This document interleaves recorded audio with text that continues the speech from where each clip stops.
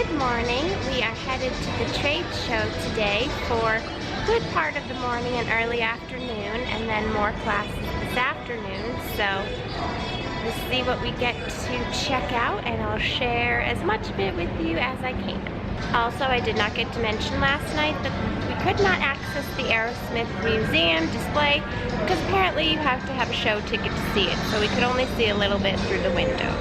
Next source here is NDI KVM. Now earlier, Richard showed you a little bit about NDI KVM, which is part of Premium Access, and this is extremely powerful.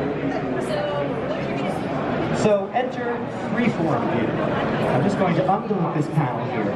And Freeform View, much like its name, is just that. It allows you to take your clips and group them by scene, by theme, or by any type of metadata visually. So here you can have we have a whole scene of clips shot at the windmills.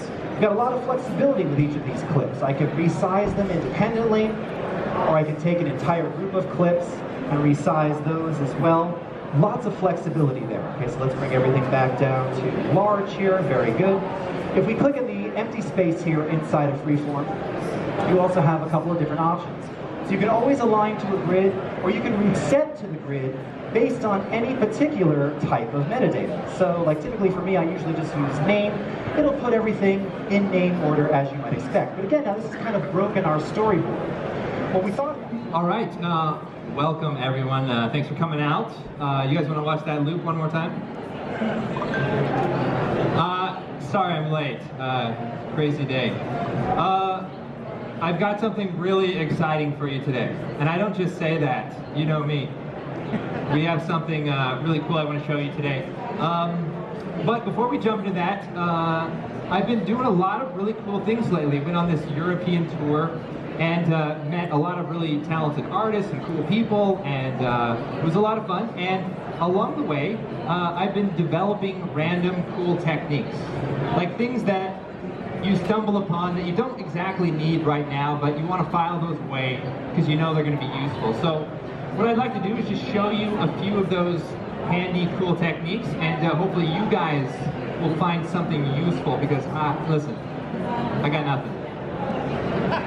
All right, so first things first, let's take a look. Now, let me launch Cinema 4D here really quick.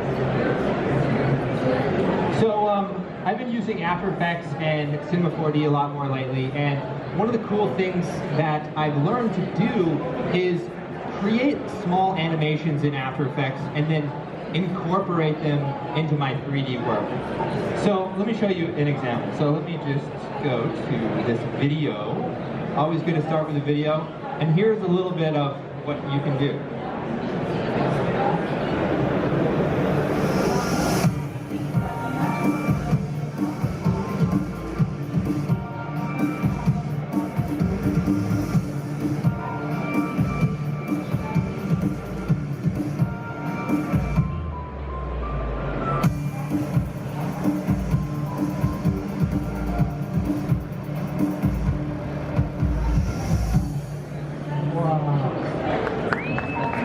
We are back in the room now, just briefly. It's been a good day filled with lots of great information and a little bit of checking out the trade show. I got a little bit of video of it, but I don't know how interesting it is to any of you, so I didn't get a ton because I don't know if it would be just totally boring for you. But we are going to dinner tonight with my coworker. So we're going to head to the Venetian for dinner because we know that there's a place there that we like. We were going to try to venture to Sugar Factory, but it's quite the walk and we don't want to exhaust ourselves to the point of not being able to function because the next couple days are probably our busiest. So we're gonna get ready to head and do that, and I will show you as much as I can. And let's hope that Titanic is still at the Venetian because it's the only place I know that it had it last year, so let's hope that that's still the case.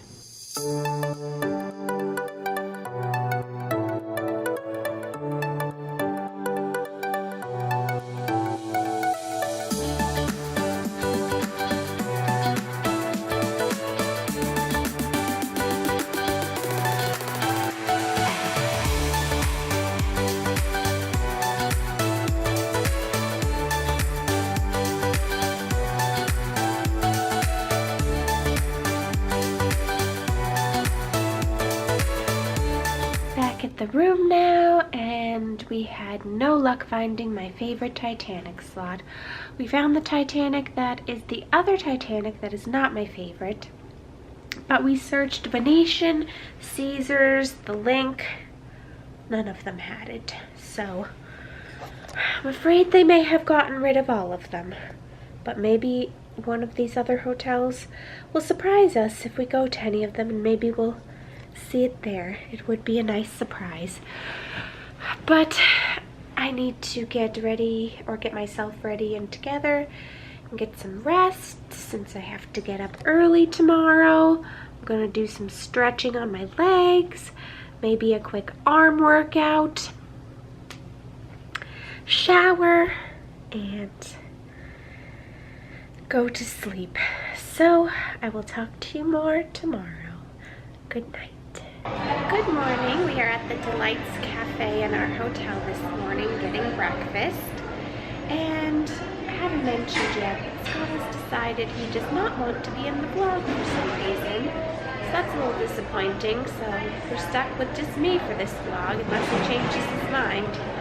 But make sure to go in the comments and let me know that you want to see him in the next vlog, because I don't know why he doesn't want to be in it, but it's definitely more interesting when other people are included.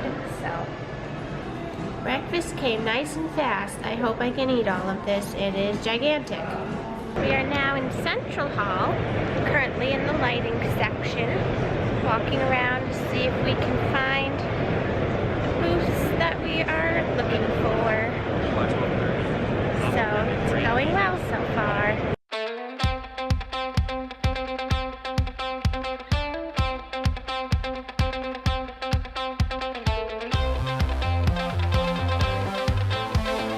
My name is Ted. Welcome to the Aperture booth at NAB 2019. This is super exciting. Look at all these people.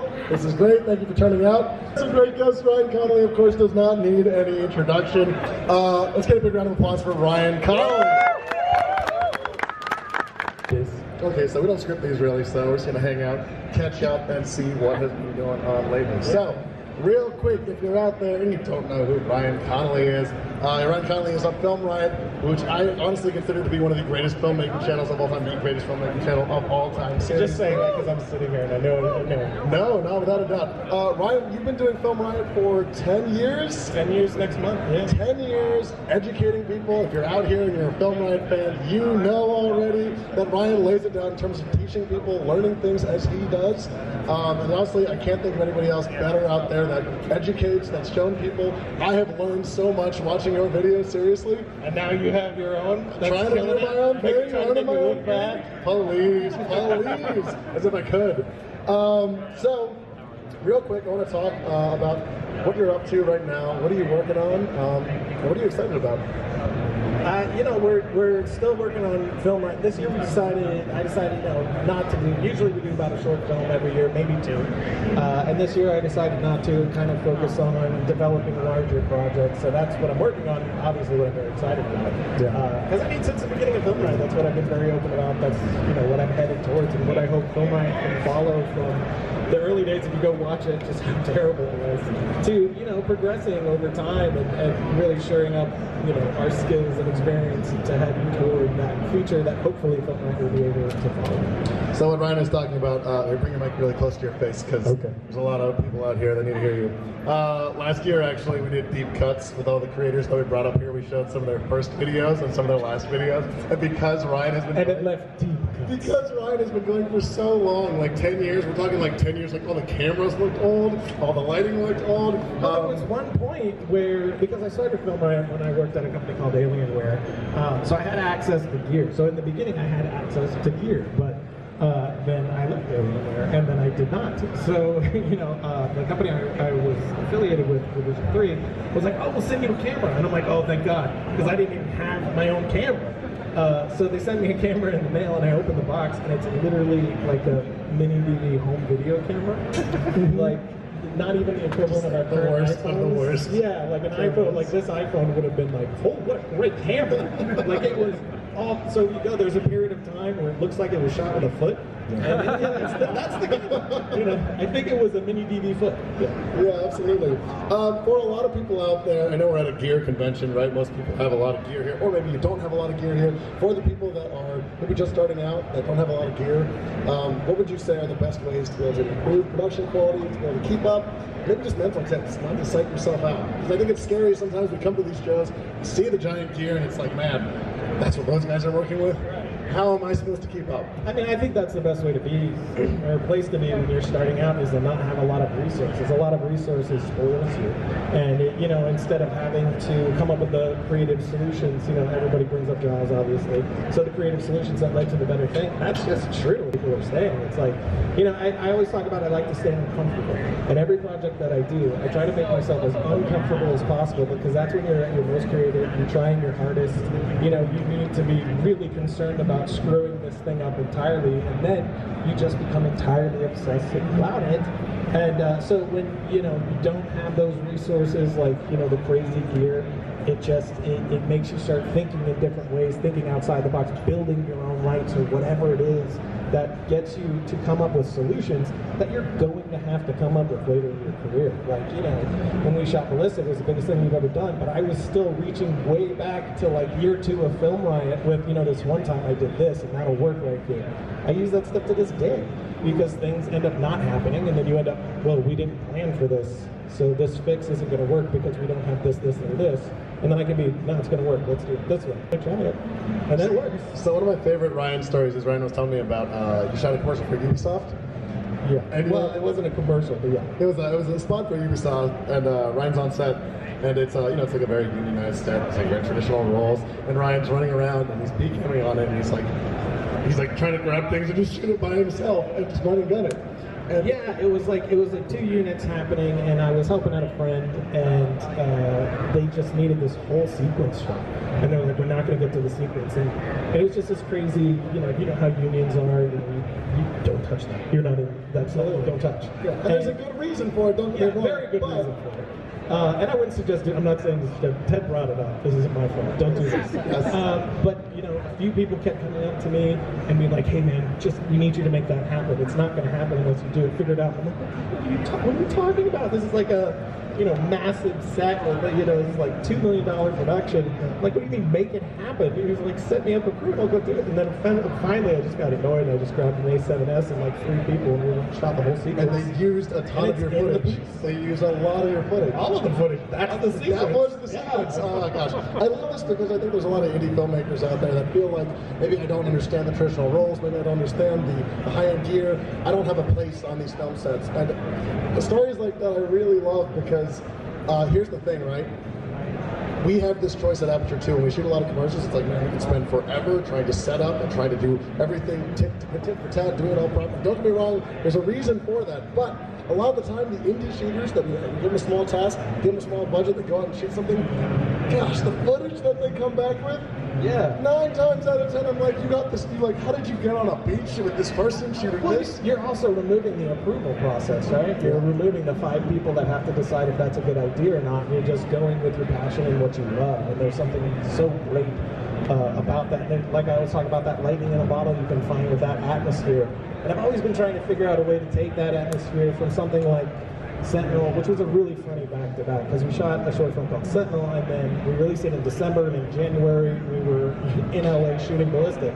And Sentinel was, I think, 7 people, 4 of them filmmakers, the rest just helping with this or that. And then Ballistic was 100 people on. You were there? Yeah. It was like 100 people on set, craziness with explosions. And literally like practical effects. You watch someone, the guy that shoots Phantom of like Obama and like Kelly Slater was like filming this like explosion going off. Literally an explosion that would go to like the ceiling of NAB.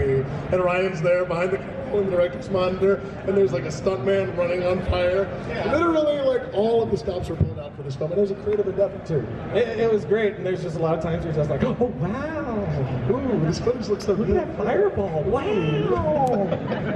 Those stunt teams are crazy, man. I love stunt people, and that's actually that team I met on that other project that we were talking about the a second ago. one. And we really hit it off because I have that super run and gun way of doing things. So I'm just like, give me the camera, I'll do it, you know. And so the stunt guys and we just gravitated towards each other because that's how they are. They're like, I'll do it, I'll get in the dirt, obviously they're stuntmen and women. They're freaks, they're insane. And so I always click with them, and we connected on that. And that fireball scene, the lead stunt double, the Dana stunt double, she's standing behind me. The guy's getting involved in fillings, and she's mad that she's not the one set on fire.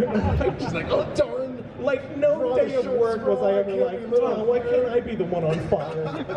She's like, you have a different brain than me. It's a crazy world, man. No, but there's something to be said about filmmakers and really all types of artists with that. I don't care what it is, I'm going to get it done no matter what. And honestly, when I think of filmmakers, I really honestly do think of you. I think of people like those stuntmen. I think of people that just, I don't care what it is. If I want to get it done, I'm going to shoot it and find a way. And if it's all the details aren't there, if all the I's and dots, if it's not there, it doesn't matter. We're going to do it. We're going to shoot this.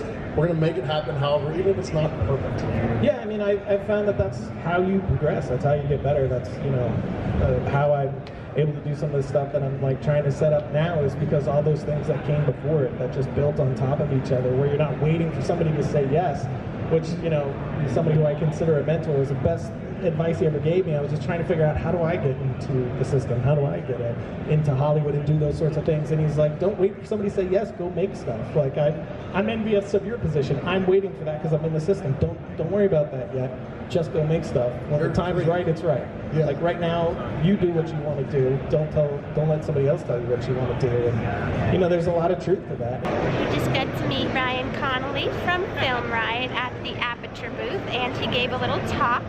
So I'll try to insert some of that for you, but it was great meeting him. He was very friendly, to take time before his presentation to meet with us, so we were quite excited. Well, we went to dinner with someone we know from back home.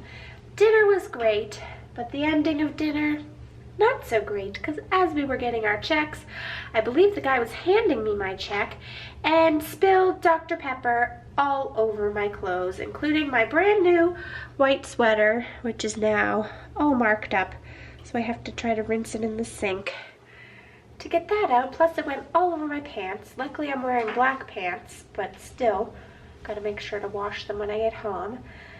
And it's also cold and windy tonight, so that was not a fun experience. And the response from the restaurant was not terrible, but not the best we could have hoped for.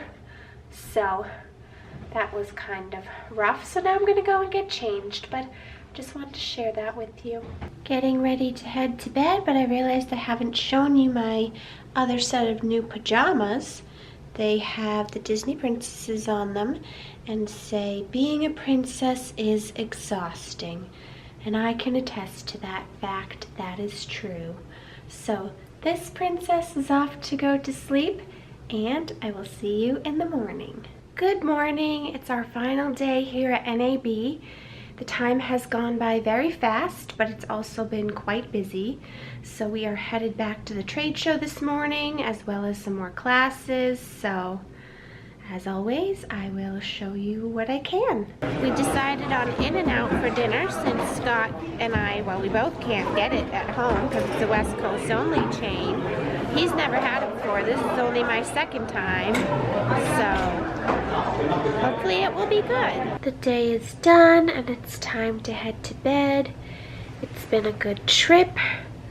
Not sure how eventful for the vlog it's been, just because it was mainly work focused. And we've done a lot of the shows and that stuff, so we weren't really doing a lot of that. But I guess when I go to edit it, I will find out just how eventful it was. But we have to be up and out 4 a.m. tomorrow. That's the time the shuttle's picking us up to take us to the airport. So I probably won't be vlogging early in the morning, but we'll see what happens. but at the very least, if I don't get to check in with you in the morning or on the trip, I will definitely check in with you once I'm home. For now, I will say good night and talk to you sometime tomorrow. Good morning. As you can see, I'm back home now. Didn't vlog yesterday while we were traveling. It was just busy, and then when I got home, we were pretty exhausted, so I thought I'd end the vlog here for you today. And I hope that you enjoyed it. Please give it a thumbs up if you did. Let me know in the comments what you'd like to see for future travel vlogs. And you won't have to wait long, because soon you'll have a Florida travel vlog from me, because I'm going to visit my family soon, so stay tuned for that. But until then, have a wonderful day, and I'll talk to you soon. Bye.